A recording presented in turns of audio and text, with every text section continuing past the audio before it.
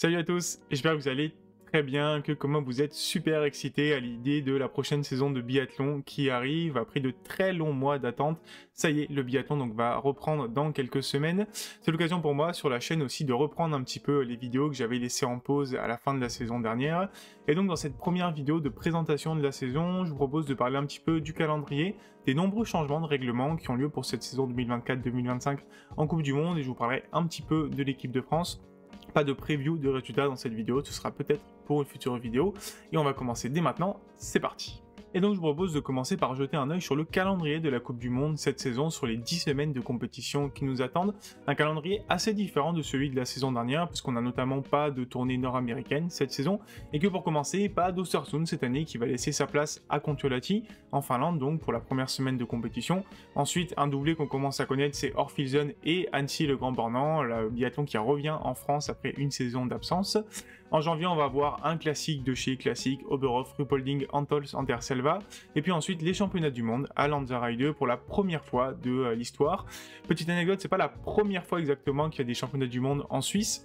En 1985, à Egg am Hetzel, il y avait des championnats du monde féminins, mais depuis qu'en tout cas les championnats du monde sont unifiés, c'est la première fois qu'on va se rendre en Suisse. Un site de Lanzarote très sympa que je vous présenterai au fur et à mesure de la saison, et qu'on avait découvert la saison dernière pour une étape de Coupe du Monde.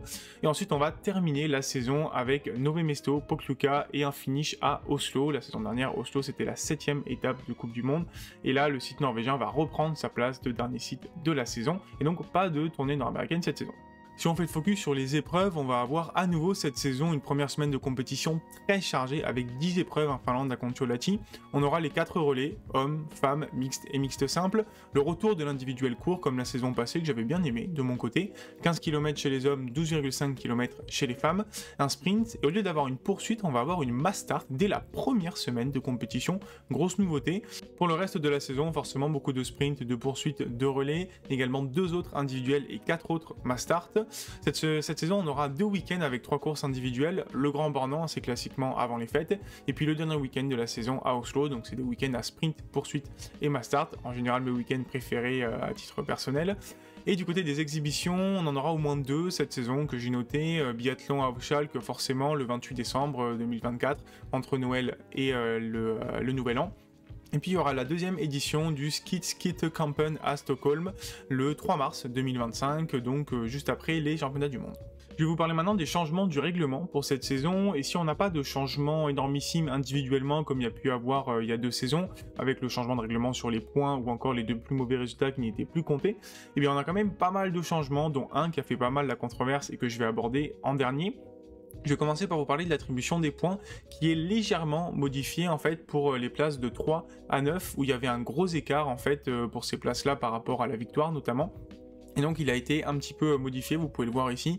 Les places de 3, 4, 5, 6, 7, 8, 9 vont donner un petit peu plus de points, ce qui permet de revaloriser un petit peu les places d'honneur. Je suis plutôt favorable sur ce changement-là. Un changement assez important pour les jeunes, et donc le maillot bleu de meilleur jeune, et notamment côté français pour Eric Perrault, c'est que la règle d'âge, elle a été abaissée. Avant c'était un maillot pour les moins de 25 ans, maintenant c'est pour les moins de 23 ans, donc Eric Perrault ne pourra plus essayer de le briguer cette année. C'est un petit peu dommage. Tant qu'on est sur les maillots, et bien lors des championnats du monde, il n'y aura plus les maillots distinctifs de la Coupe du Monde, assez logique puisque les championnats du monde ne comptent plus pour la Coupe du Monde. On n'aura plus qu'un maillot distinctif, c'est celui du tenant du titre sur chaque épreuve. Je reviens sur le maillot bleu pour faire une transition vers les prize money qui connaissent quelques petites évolutions cette saison. Justement, le maillot bleu, eh bien, à chaque fois qu'il sera porté par un athlète, cet athlète, il va gagner 500 €, un petit bonus qui est pas négligeable.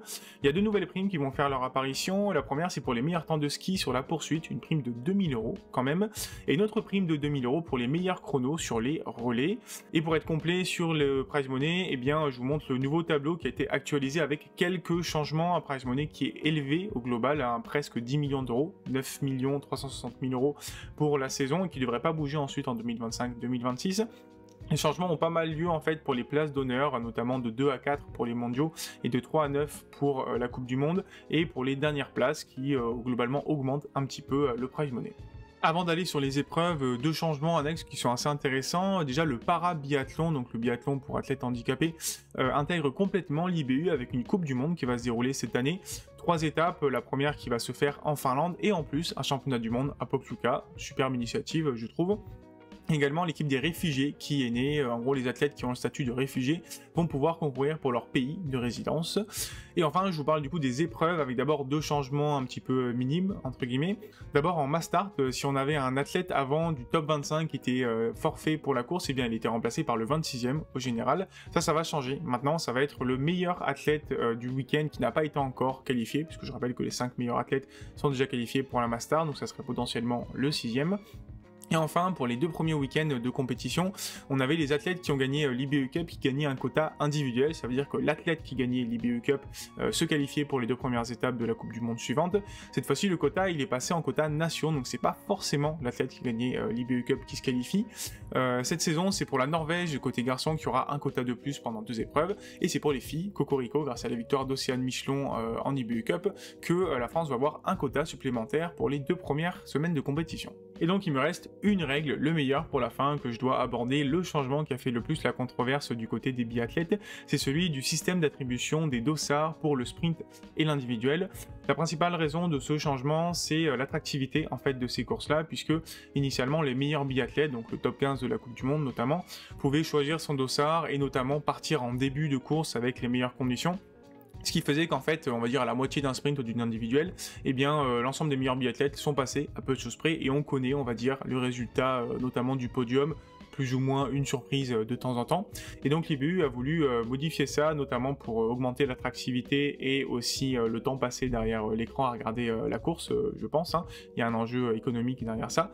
Pour ceux qui ont la flemme d'aller dans les détails, je vous résume ça en 15 secondes. Globalement, le top 15 du général sera obligé de partir entre le dossard 46 et le dossard 75, ce qui fait qu'ils n'auront pas forcément les meilleures conditions de neige, mais en tout cas qu'on attendra longtemps avant de les voir, ce qui permet d'augmenter le temps de visionnage, je pense, sur les épreuves. Les autres athlètes seront répartis selon des règles assez spéciales. En gros, pour rentrer un petit peu dans le détail de la règle, on va associer les biathlètes dans différents groupes en fonction de leur qualité. Globalement, le top 15 du classement général, il va rejoindre le groupe rouge et qui sera dans le groupe 3, donc tiré en 3e au sort dans l'attribution des dossards. Ensuite, les biathlètes classés de la 16e à la 30e place du classement général seront dans le groupe bleu et vont rentrer dans le groupe 2 de tirage au sort. Ensuite, on va avoir les biathlètes qui sont pas forcément inscrits tout le temps en Coupe du Monde, mais qui ont suffisamment de points qualificatifs IBU, les IBU Qualifying Points, qu'on peut obtenir en IBU Cup, en Junior Cup, etc., qui vont rejoindre donc le groupe vert pour l'épreuve où ils décident de participer. Et donc, ils intégreront le groupe 4 qui va être tiré au sort en dernier.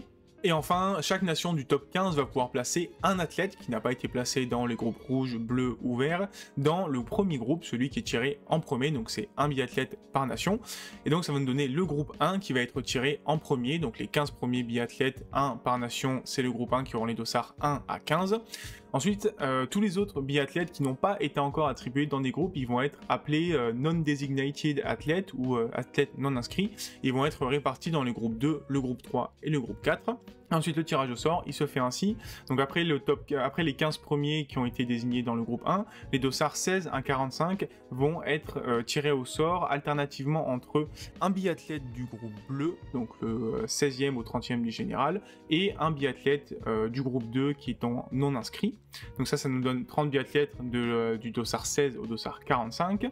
Ensuite, on aura les dossards 46 à 75 avec le groupe 3 qui est composé alternativement un biathlète du groupe rouge, donc le top 15 du général, et d'un biathlète non inscrit, pour faire le compte. Donc ça nous donne les 75 premiers dossards, et puis ensuite les autres biathlètes du groupe vert vont être tirés au sort jusqu'à 100, voire 105, 110 biathlètes de temps en temps.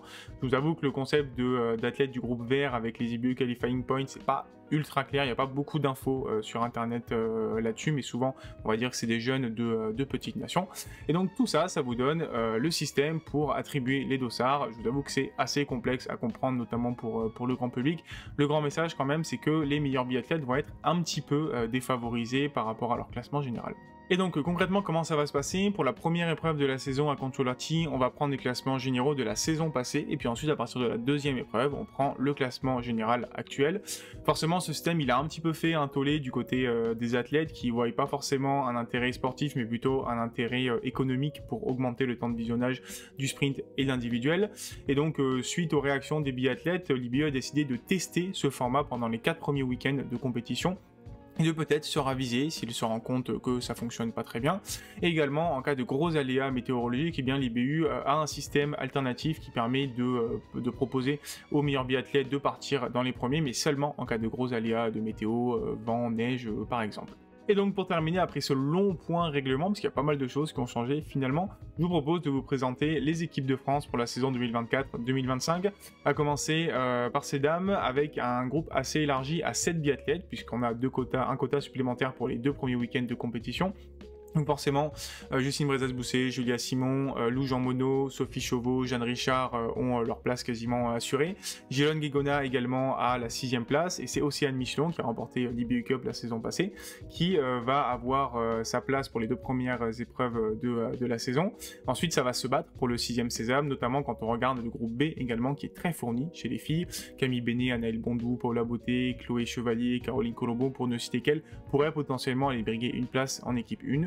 Je pense que chez les femmes, la France c'est un des meilleurs, si c'était le meilleur vivier de biathlètes cette saison. Et puis chez les hommes, on a un groupe de 5 biathlètes cette année en équipe A, avec forcément Fabien Claude, Quentin Fillon-Maillet, Émilien Jacquelin, Oscar Lombardo et Éric Perrault. Et parmi les athlètes du groupe B de l'équipe de France qui pourraient potentiellement briguer le 6e sésame pendant la saison, on peut forcément citer Émilien Claude et Antonin Guigona, et pourquoi pas Rémi Broutier aussi, qui a fait une bonne saison en IBU Cup la saison passée. Et c'est avec le tour de l'équipe de France que je termine cette première vidéo de la saison 2024-2025 sur la chaîne. J'espère qu'elle vous aura plu, j'espère que ça vous fait plaisir de revoir une vidéo sur la chaîne après pas mal de mois d'absence. Je vais essayer d'être un petit peu plus régulier cette saison si le temps me le permet. Si la vidéo vous a plu, comme d'habitude, n'hésitez pas à la liker, à la partager, et également à vous abonner à la chaîne et pourquoi pas me laisser un petit commentaire. Justement, en parlant de commentaires, je vous laisse avec une question. Qu'est-ce que vous pensez de ces changements de règlement et notamment de cette modification du règlement sur le tirage au sort du sprint et de l'individuel? Répondez-moi en commentaire et puis je vous dis à très bientôt pour parler biathlon. Très belle journée à vous. Ciao ciao.